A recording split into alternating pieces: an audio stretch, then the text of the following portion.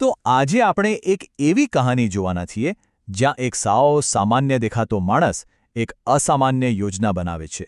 આ કહાની છે મહત્વાકાંક્ષાની, રહસ્યની અને એક એવા જોરદાર આશ્ચર્યની જે એક ગુજરાતી કોમેડી સ્કેચમાંથી આવે છે. તો ચાલો સાથે મળીને આ ધમાકા પાછળનું રહસ્ય ખોલીએ. વાતની શરૂઆત થાય છે બસ આ એક લાઇનથી. આપણે ધમાકો કરવાનો છે. ભૂપતજીનું આ એક નાનકડું પણ રહસ્યથી ભરેલું વાક્ય છે ને, એ આખા ગામમાં કુતૂહલ જગાવી દે છે. પણ સવાલ એ છે કે આ ધમાકો છે શું? અને હા, આ સવાલ ફક્ત આપણા મનમાં નથી, આખા ગામના મનમાં ઘૂમી રહ્યો છે કે ભાઈ ભૂપતજી જેવો સીધો સાધો માણસ એ વળી આટલી મોટી વાત કરે કેવી રીતે? સારું, તો ચાલો કહાનીમાં આગળ વધીએ અને પહેલા ભાગને સમજીએ, જેનું નામ જ છે એક રહસ્યમય ધમાકો. જુઓ, અહીંયા બે તદ્દન અલગ ચિત્રો છે. એક બાજુ છે ભૂપતજી, જેમને લોકો બંડીવાળા તરીકે જ ઓળખે છે. એમનો પહેરવેશ એકદમ સાદો. અને બીજી બાજુ છે એમનો પ્લાન, ધમાકો. એમનો દેખાવ અને એમની મહત્વાકાંક્ષા, અરે જમીન આસમાનનો ફરક છે. લોકો એમને નાનો માણસ ગણવાની ભૂલ કરે છે, પણ એમનો પ્લાન એટલો મોટો છે કે કોઈ વિચારી પણ ના શકે. અને હવે કહાનીમાં એન્ટ્રી થાય છે બે મજેદાર પાત્રોની. ભૂપતજીના હરીફો વાઘુજી અને ફૂમતાજી. બસ હવે ભૂપતજીનું રહસ્ય શું છે એ જાણવા માટે એમની જાસૂસી ચાલુ થઈ જાય છે. પણ એમના અંદાજા તો સાંભળો, એટલા રમૂજી છે. એમને શું લાગે છે ખબર છે કે ધમાકો એટલે કદાચ પાણીની પાઇપલાઇન, કે પછી પકોડીની લારી, અથવા તો બહુ તો દાંતણ વેચવાનો ધંધો. આના પરથી જ ખબર પડી જાય કે એ લોકો ભૂપતજીને કેટલા ઓછા સમજે છે. અને બાગુજી તો જુઓ શું કહે છે, એમના શબ્દોમાં જ એમનો તિરસ્કાર દેખાય છે. એ કહે છે કે જેણે દિવાળીમાં ક્યારેય સૂતળી બોમ્બ સરખો ફોડ્યો નથી, એ વળી શું ધમાકો કરવાનો હતો? વિચાર તો કરો. હવે કહાનીમાં થોડો ટ્વિસ્ટ અને ટેન્શન આવે છે. પેલા બંને હરીફો છે ને, એ હવે જવાબ મેળવવા માટે સીધા પહોંચી જાય છે પહેલા ભૂપતજીના પાર્ટનર હરી પાસે, અને પછી તો ખુદ ભૂપતજી પાસે. એ લોકો હરી પર બહુ દબાણ કરે છે, પણ હરી તો ભાઈ એકદમ વફાદાર. એ પોતાનું મોઢું ખોલવા જ તૈયાર નથી. અને આ જોઈને વાઘુજી અને ફૂમતાજીની હાલત ખરાબ થઈ જાય છે.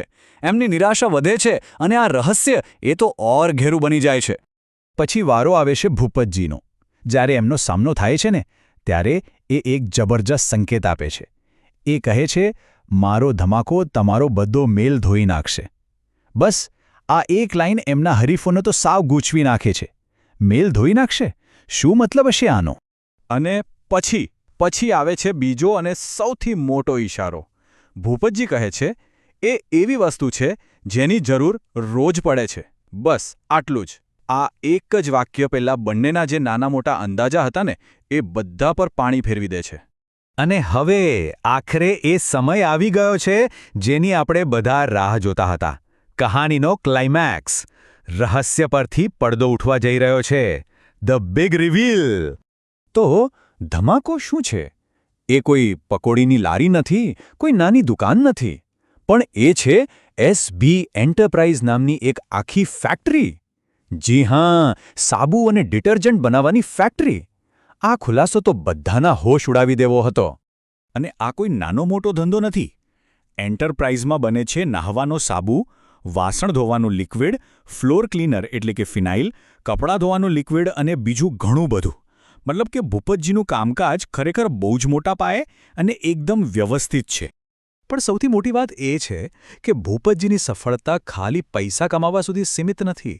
એમણે પોતાના જ ગામના જે બેરોજગાર યુવાનો હતા એમને નોકરી આપી. આ વાત એમને એમના હરીફોની સ્વાર્થી વિચારસરણીથી એકદમ અલગ પાડે છે. આને કહેવાય સાચો બિઝનેસ, જેની સાથે સમાજ સેવા પણ જોડાયેલી હોય. તો સવાલ એ થાય કે ભૂપતજી, એક બંડીવાળા, આટલી મોટી સફળતા સુધી પહોંચ્યા કઈ રીતે? ચાલો હવે એમની આ જીત પાછળનું અસલી રહસ્ય જાણીએ. પણ એક મિનિટ, સૌથી મોટો સવાલ તો હજી બાકી છે. આટલી મોટી ફેક્ટરી ઊભી કરવા માટે પૈસા ક્યાંથી આવ્યા? જે માણસ પાસે પહેરવા પૂરતા કપડાં નહોતા, એણે આખું સામ્રાજ્ય ઊભું કરી દીધું. કેવી રીતે? અને આ સવાલનો જવાબ બહુ જ ભાવુક કરી દેવો છે. આ આખી સફળતાનો પાયો છે ભૂપતજીની પત્નીનો ત્યાગ. થયું એવું કે જ્યારે ચાંદીના ભાવ બજારમાં ખૂબ ઊંચા હતા, ત્યારે એમની પત્નીએ પોતાના અંગ પરના બધા જ દાગીના ઉતારીને ભૂપતજીને આપી દીધા અને કહ્યું, આલો, વેચીને તમારો ધંધો શરૂ કરો. એ 6-7 લાખ રૂપિયાના બલિદાનમાંથી આટલું મોટું એન્ટરપ્રાઇઝ ઊભું થયું. અહીંયા બિઝનેસ કરવાના બે રસ્તાઓ એકદમ સ્પષ્ટ દેખાય છે. એક તરફ છે ભૂપતજી, જેમની પ્રેરણા શું હતી? જે લોકો એમના પર શંકા કરતા હતા એમને ખોટા સાબિત કરવા. એમનો પાડો શેના પર હતો? પરિવારના બલિદાન પર. અને બીજી તરફ છે વાઘુજી અને ફૂમતાજી, જેમની પ્રેરણા હતી ફક્ત ઈર્ષ્યા અને સ્વાર્થ. એમણે લોકોને ઉપર લાવવાને બદલે માત્ર પોતાના વિશે જ વિચાર્યું. અને છેલ્લે ભૂપતજી એક બહુ જ દમદાર વાત કહીને જાય છે. ઇતિહાસ મોટા નહીં, નાના માણસો રચે છે. એટલે ક્યારેય કોઈ નાના માણસને ઓછો ના સમજવો. અને આ કહાનીનો સાર પણ આ જ છે કે કોઈને એના દેખાવ પરથી ક્યારેય માપવા નહીં. કારણ કે સાચો ધમાકો તો એ જ લોકો કરે છે જેમને આ દુનિયા અંડરડોગ સમજતી હોય છે.